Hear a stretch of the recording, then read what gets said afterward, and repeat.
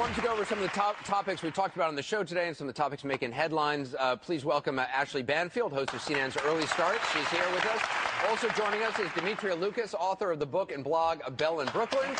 Also joining us, comedian Andrea Rosen, and we always love to have a member of our studio audience from Fort Worth, Texas, and Seat 101, Judy Patterson. Thanks for being here. Thank you. Judy, what do you do in Fort Worth? I'm a decorator. Cool, excellent. And Sell jewelry. Just sell Custom jewelry? jewelry. Is that one of your pieces? Yes. Very nice. Ooh, very nice. There you go.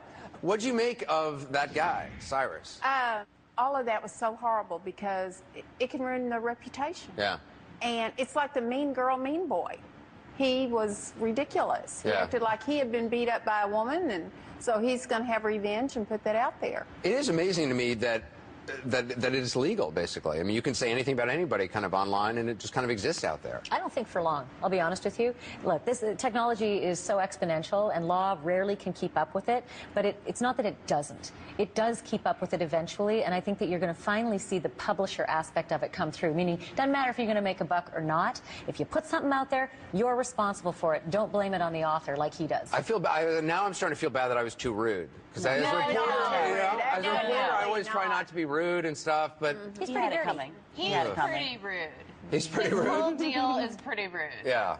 I think initially he might have had the right idea, meaning that there are people who are unfairly victimized out there by those who aren't honest about their STDs, and that he wanted to protect others out there, but I think he may not understand exactly what he was doing to those who were innocent. But also, I mean, if you're going to be sexually active, you know, you need to know about safe sex and what you can do in safer sex and how to prevent it. You can't just blame the other person. You have to take responsibility yourself. Caveat emptor. I'm a big fan of caveat emptor, but there are big liars out there, and that's the sad part. Well, I think it's also important that if you're going to be invested in a physical relationship, that you get tested first. You know, it's a very awkward conversation. People don't like to have it, but it's very necessary so that you don't become a victim of you know, contracting an STI and you didn't know.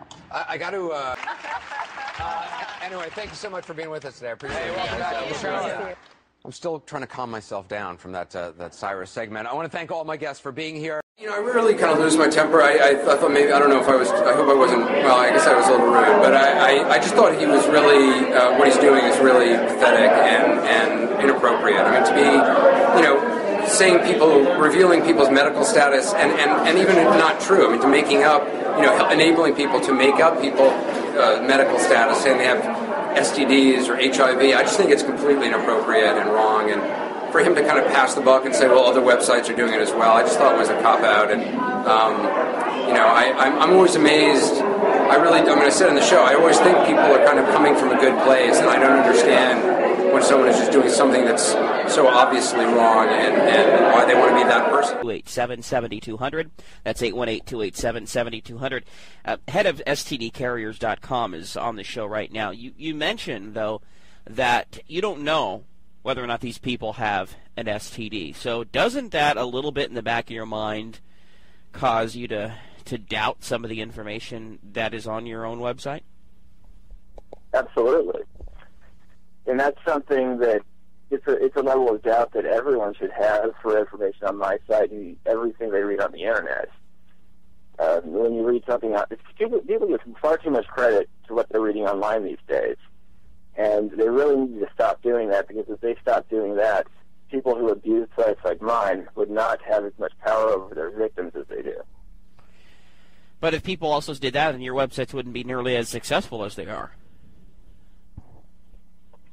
See, that's yeah. I mean, that's really the sad thing about that. It's like either you educate people on how to get to the point where they hardly believe anything they read, or you don't do that and they freak